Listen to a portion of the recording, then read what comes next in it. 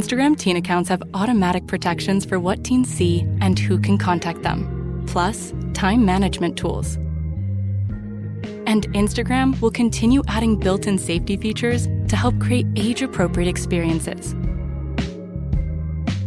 Learn more about teen accounts and Instagram's ongoing work to protect teens online at instagram.com/teenaccounts.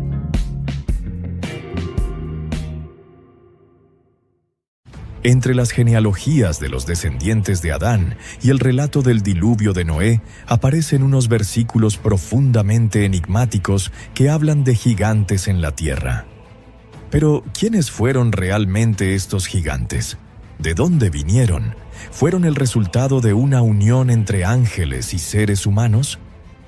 Durante miles de años, intérpretes, estudiosos y lectores de la Biblia han debatido intensamente sobre su identidad. Sin embargo, hermanos amados, para comprender este pasaje en toda su profundidad, es necesario volver al texto mismo y leerlo con atención. Leamos Génesis, capítulo 6, versículos 1 al 4. Aconteció que cuando comenzaron los hombres a multiplicarse sobre la faz de la tierra, y les nacieron hijas, que viendo los hijos de Dios que las hijas de los hombres eran hermosas, tomaron para sí mujeres, escogiendo entre todas. Y dijo Jehová: No contenderá mi espíritu con el hombre para siempre, porque ciertamente él es carne, mas serán sus días 120 años.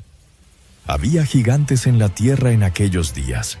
Y también después que se llegaron los hijos de Dios a las hijas de los hombres y les engendraron hijos.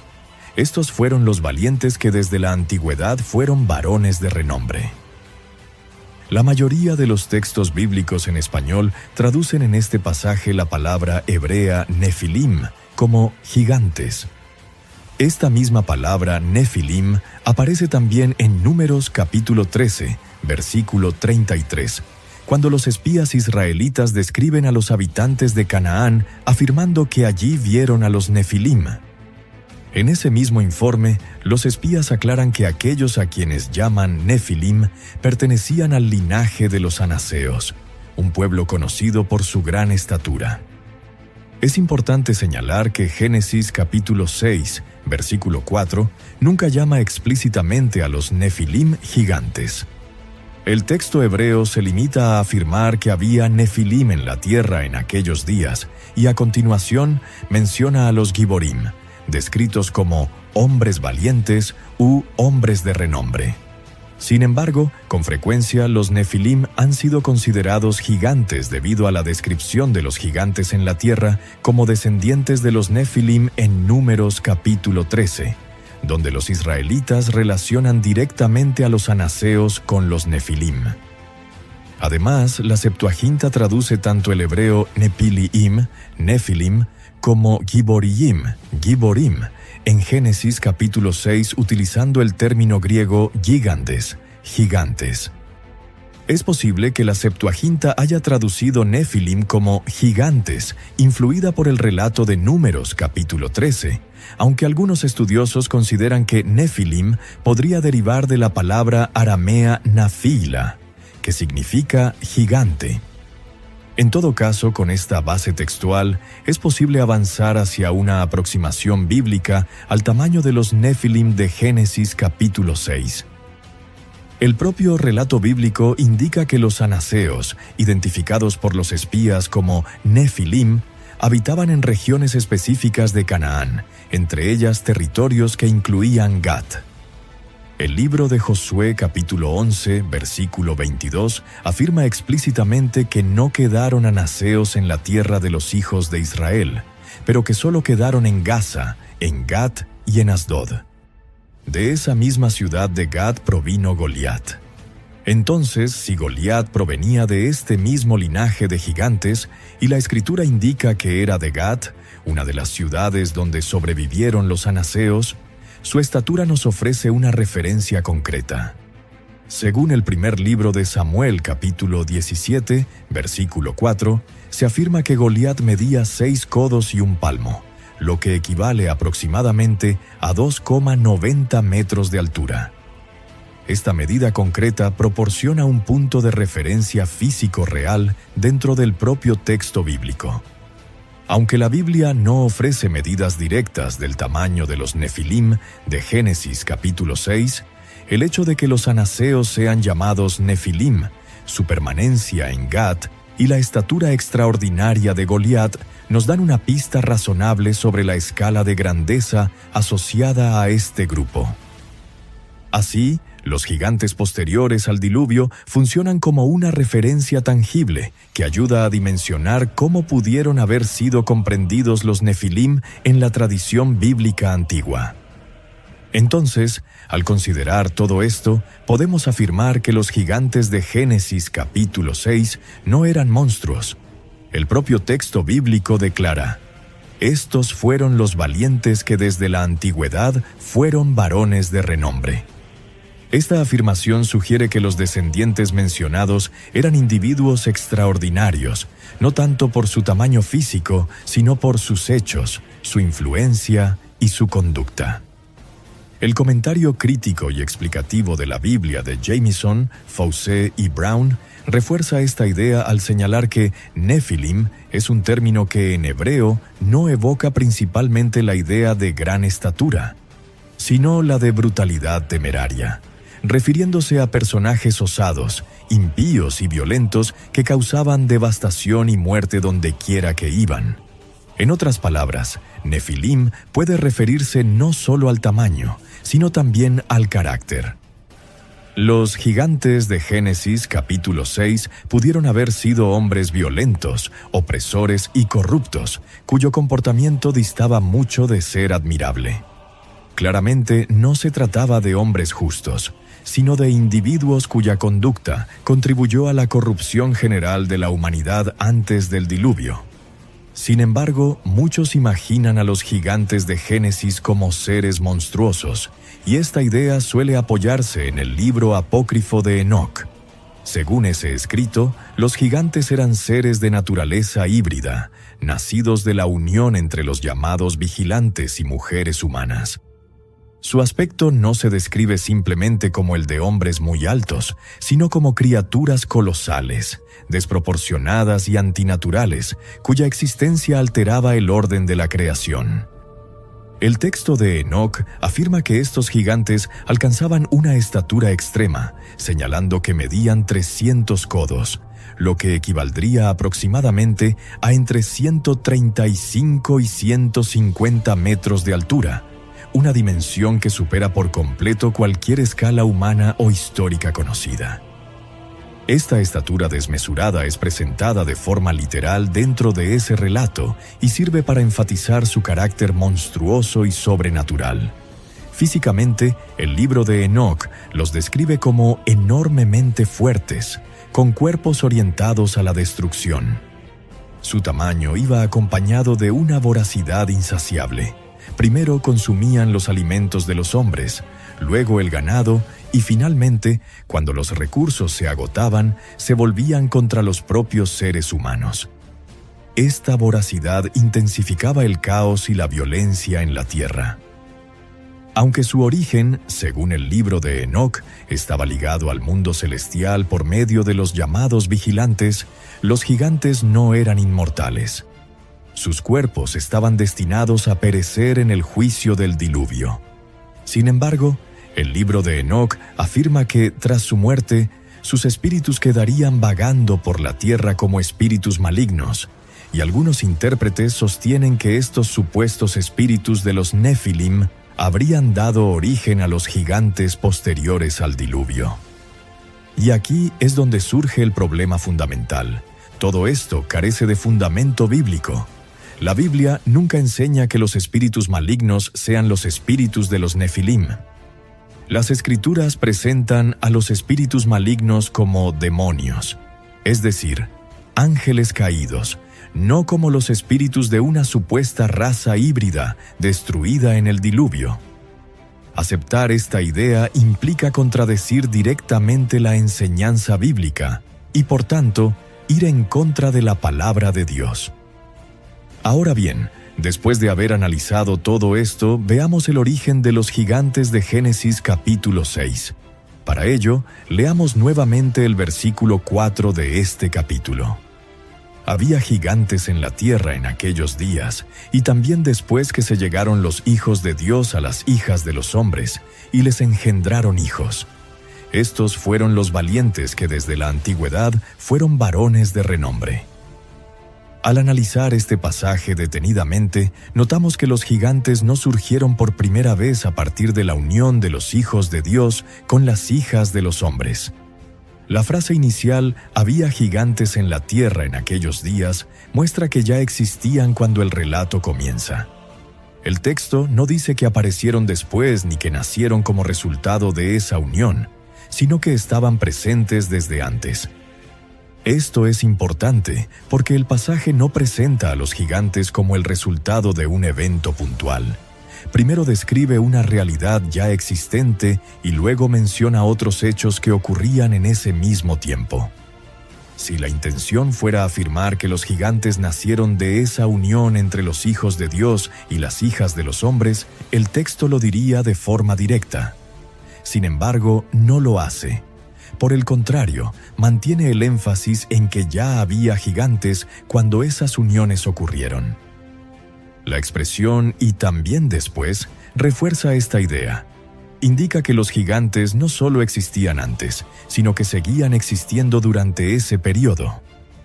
El texto no está marcando un comienzo, sino describiendo una etapa de la historia en la que convivían hombres poderosos y una sociedad cada vez más corrompida. Ahora bien, si el texto afirma que ya había gigantes, surge una pregunta lógica: ¿de quiénes eran hijos? La respuesta que ofrece la Biblia, sin recurrir a escritos externos, es que eran hijos de hombres, es decir, descendientes de la humanidad formada por los descendientes de Adán que se habían alejado de Dios. El pasaje nunca afirma que los gigantes fueran hijos directos de seres celestiales, ni los presenta como una nueva especie. Al contrario, los describe como hombres, parte de la sociedad humana de ese tiempo. Cuando el versículo añade, «Estos fueron los valientes que desde la antigüedad fueron varones de renombre», está explicando quiénes eran esos gigantes. No los presenta como monstruos ni seres extraños, sino como hombres conocidos por su fuerza, su poder y su fama. Eran personas influyentes, líderes o guerreros que destacaban por sus acciones, aunque no necesariamente por su estatura física. El enfoque del pasaje no está en su aspecto, sino en cómo vivían y qué tipo de sociedad representaban. Eran hombres que usaban su fuerza para dominar y oprimir, lo que contribuyó a que la maldad se extendiera por toda la tierra. Esto encaja con lo que el capítulo afirma más adelante, que la violencia y la corrupción se habían multiplicado entre los seres humanos. Ahora, después de comprender esto, surge otro debate que ha dado lugar a muchas especulaciones. ¿Quiénes son los hijos de Dios que se unieron con las hijas de los hombres? Las dos interpretaciones más debatidas son: en primer lugar, algunos sostienen que los hijos de Dios eran ángeles caídos que cohabitaban con mujeres humanas, hijas de los hombres, cuyos descendientes fueron tiranos. Según esta interpretación, Dios creó a los ángeles y, por lo tanto, pueden ser llamados sus hijos en ese sentido. El libro de Job lo confirma al referirse a los ángeles, buenos y malos, pues Satanás también estaba allí, como hijos de Dios. Job capítulo 38, versículo 7, también nos habla de cómo los ángeles, hijos de Dios, se regocijaron ante la creación del mundo. Claramente, ninguno de estos pasajes podría referirse a seres humanos, pues ningún ser humano puede ir al trono de Dios, y el hombre ni siquiera existía cuando la tierra fue creada. Sí, la Biblia describe a los ángeles como hijos de Dios, pero entonces, ¿podrían haber sido ángeles los que se reproducían con mujeres? La mitología está llena de historias sobre dioses que cohabitan con seres humanos. Y en una sociedad tan fascinada con lo sobrenatural como la nuestra, no debería sorprendernos que haya tantos libros, películas y sitios web basados en esta idea. Pero cuidado, La verdad no se encuentra en ninguno de ellos. Es más, podemos garantizar que todas estas fuentes están equivocadas. El único libro que puede mostrarnos la verdad sobre el mundo espiritual es la Biblia. De hecho, Jesucristo mismo aclaró la verdad acerca de si los seres espirituales podían casarse con los seres humanos.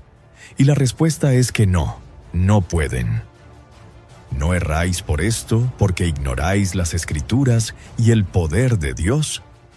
Porque cuando resuciten de los muertos, ni se casarán ni se darán en casamiento, sino serán como los ángeles que están en los cielos. Por lo tanto, los santos resucitados no se casarán, y los ángeles tampoco se casan. Los ángeles no pueden procrear. Todos ellos fueron creados por Dios. Además, el contexto de Génesis capítulo 6 demuestra que los hijos de Dios no podían ser seres espirituales, pues, dijo el Eterno, «No contenderá mi espíritu con el hombre para siempre, porque ciertamente él es carne. Serán sus días 120 años». En otras palabras, las Escrituras están hablando de seres humanos, no de ángeles ni extraterrestres. Ahora bien, en su afán por encontrar algún sentido mítico en las Escrituras, algunas personas toman la palabra gigantes de Génesis capítulo 6, versículo 4 como prueba de que la unión entre hijos de Dios e hijas de los hombres produjo una raza de superhumanos. No obstante, como hemos considerado, los gigantes no surgieron por primera vez a partir de la unión de los hijos de Dios con las hijas de los hombres, sino que estaban presentes desde antes. Gigantes proviene del hebreo nefilim. El gigantismo no es algo desconocido ni único. Como hemos visto, después del diluvio hubo gigantes, y en la actualidad existen personas con esta condición. Por otro lado, otros que defienden que los hijos de Dios eran ángeles citan también el libro de Enoc, y los respaldan porque Judas citó una profecía atribuida a Enoc. De estos también profetizó Enoc, séptimo desde Adán, diciendo: «He aquí, vino el Señor con sus santas decenas de millares, para hacer juicio contra todos, y dejar convictos a todos los impíos de todas sus obras impías que han hecho impíamente, y de todas las cosas duras que los pecadores impíos han hablado contra él». No obstante, la razón por la que Judas cita al libro de Enoc, aunque Enoc sea un libro apócrifo, se entiende mejor cuando consideramos el contexto histórico, cultural y el propósito del autor. Judas cita a Enoc porque era una obra ampliamente conocida y respetada en su tiempo, especialmente dentro del judaísmo del período del Segundo Templo. Muchos judíos del siglo I estaban familiarizados con ese libro y con sus ideas. Al citarlo, Judas no está declarando inspirado todo el contenido de Enoc, sino apoyándose en una referencia reconocida por su audiencia para reforzar su mensaje. En la antigüedad, citar un texto no canónico no implicaba afirmar que dicho libro fuera palabra de Dios. Era una práctica común que los autores bíblicos citaran poemas, proverbios o tradiciones conocidas cuando una frase expresaba una verdad útil para su argumento. El Nuevo Testamento hace esto en varios lugares con autores no bíblicos, sin que eso los convierta en inspirados. Por ejemplo, el apóstol Pablo cita a poetas griegos en distintas ocasiones. En Hechos de los Apóstoles, capítulo 17, versículo 28, cuando predica en Atenas, cita a Arato al decir: «Porque linaje suyo somos». Arato era un poeta pagano, pero Pablo utiliza esa frase porque expresa una verdad que apoya su enseñanza sobre Dios como creador. De manera similar, en 1 Corintios capítulo 15, versículo 33, Pablo cita una frase del comediógrafo griego Menandro: «Las malas compañías corrompen las buenas costumbres». Sin duda, este proverbio era muy conocido entre los griegos de la época, pero Pablo no está validando la obra de Menandro, sino utilizando una expresión conocida para advertir a los creyentes. También en Tito, capítulo 1, versículo 12, Pablo cita a Epiménides, un poeta de Creta, cuando escribe: «Los cretenses, siempre mentirosos, malas bestias, glotones ociosos». El propio texto aclara que se trata de uno de ellos, su propio profeta, es decir, una voz cultural reconocida por esa sociedad. De manera similar, el Antiguo Testamento también registra este tipo de citas. En Josué capítulo 10, versículo 13, el autor menciona explícitamente al libro de Jaser, una obra histórica hoy perdida, al decir: ¿no está esto escrito en el libro de Jaser? Esta referencia muestra que Josué utiliza una fuente conocida en su tiempo para confirmar un acontecimiento histórico, sin que ello convierta al libro de Jaser en escritura inspirada. Estos ejemplos muestran que citar una fuente externa no equivale a declararla inspirada. Los autores bíblicos, guiados por el Espíritu Santo, podían tomar una frase verdadera de un escrito no bíblico y usarla correctamente dentro de la enseñanza revelada. La autoridad no reside en la fuente citada, sino en el autor bíblico inspirado.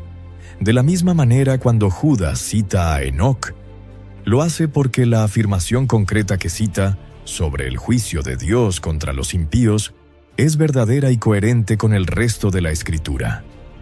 Judas valida esa verdad puntual, no el libro completo.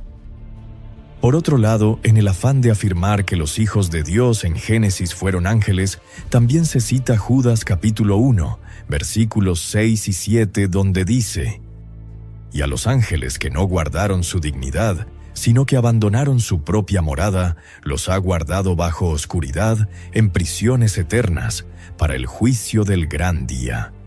Como Sodoma y Gomorra y las ciudades vecinas, las cuales de la misma manera que aquellos, habiendo fornicado e ido en pos de vicios contra naturaleza, fueron puestas, por ejemplo, sufriendo el castigo del fuego eterno».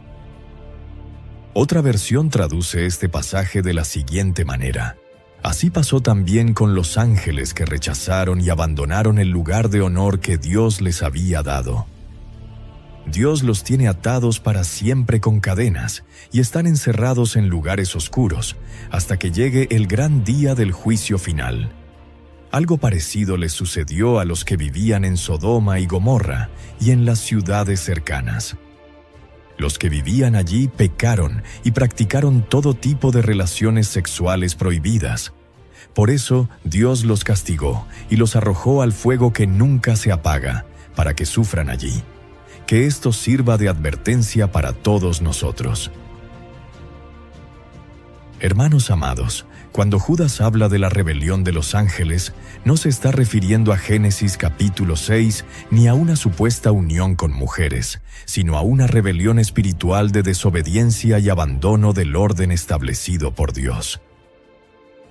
El propio texto aclara la naturaleza de esa rebelión al decir que no guardaron su dignidad y abandonaron su propia morada. La idea central no es sexual ni biológica, sino funcional y moral. Estos ángeles rechazaron el lugar, la autoridad y la función que Dios les había asignado, traspasando límites que no debían cruzar. Judas enfatiza que el problema fue no permanecer en la posición que Dios les dio. Esto encaja con el patrón bíblico más amplio sobre la rebelión angélica, asociada a la caída de Satanás y de otros ángeles que se opusieron a la autoridad divina. Judas subraya que esa rebelión no quedó impune, ya que dichos ángeles fueron encadenados bajo oscuridad y reservados para el juicio, lo cual demuestra que no están actuando libremente en la historia humana. Y esto también nos revela que, aparentemente, los ángeles caídos están divididos en dos grupos. Uno de estos grupos está formado por aquellos ángeles que están puestos en prisiones, encarcelados y ya no tienen más libertad de movimiento. Pero, aparentemente, hay otro grupo de ángeles caídos en la rebelión que tiene libertad de movimiento y está bajo el liderazgo de Satanás. ¿Y por qué Dios encerraría solo a algunos y a otros no? Bueno, La respuesta es que quizá debamos pensar que se trata de demonios de una peligrosidad especial, que hasta este momento han sido retenidos por Dios, impidiéndoles usar su poder para hacer mal a los hombres. Como ejemplo, debemos considerar a los 4 ángeles caídos encerrados en el río Éufrates. Según Apocalipsis, capítulo 9, versículos 13 al 21, cuando estos 4 ángeles sean liberados, dirigirán un numeroso ejército de jinetes demoníacos cuya finalidad es matar a la tercera parte de los hombres, lo que dejará un escenario terrible sobre la tierra. Esto nos muestra que son demonios muy poderosos. Esta es, evidentemente, la razón por la que Dios encerró a ciertos ángeles caídos, tal como Judas declara. El versículo 7 de Judas refuerza el punto mediante un paralelismo. Así como esos ángeles traspasaron límites, también Sodoma y Gomorra traspasaron límites morales. Judas no está diciendo que ambos pecados sean idénticos, sino que ambos comparten el mismo patrón: rechazo consciente del orden de Dios y entrega a la rebelión. Por tanto, la rebelión a la que Judas se refiere no es la creación de híbridos ni un evento narrado en Génesis capítulo 6, sino una desobediencia angelical previa, caracterizada por abandonar la autoridad y el lugar dados por Dios. El énfasis de Judas no está en la curiosidad sobre cómo ocurrió, sino en la advertencia. Ni los ángeles escaparon al juicio cuando se rebelaron, y del mismo modo, nadie escapará si persiste en la impiedad. Entonces, amados hermanos, al considerar todo esto, podemos decir que los hijos de Dios en Génesis capítulo 6, versículo 4, no son ángeles. Yo creo que la perspectiva que considero más fiel a la exégesis bíblica es que los hijos de Dios son los descendientes de Set. Génesis capítulo 4 nos cuenta la historia de Caín y Abel. El asesino Caín, después de matar a su hermano, se aleja de Dios, construye orgullosamente su propia ciudad y tiene una larga lista de descendientes, reconocidos por sus contribuciones a la civilización. Luego, en el versículo 25, vemos a Set, hijo de Adán y reemplazo de Abel. En comparación con aquella larga genealogía de los hijos de Caín, la línea de Set es descrita no por su grandeza, sino por su relación con Dios. Fue en aquel tiempo que la gente por primera vez comenzó a adorar al Señor usando su nombre. Desde Génesis capítulo 3 vemos una guerra entre la simiente de la serpiente y la simiente de la mujer.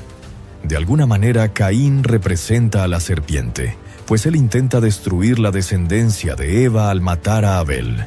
Pero es un intento fallido, pues en Set, el nuevo hijo de Adán, hay una nueva descendencia que eventualmente lleva al nacimiento del Mesías. Pero la serpiente hace otro intento por destruir la simiente.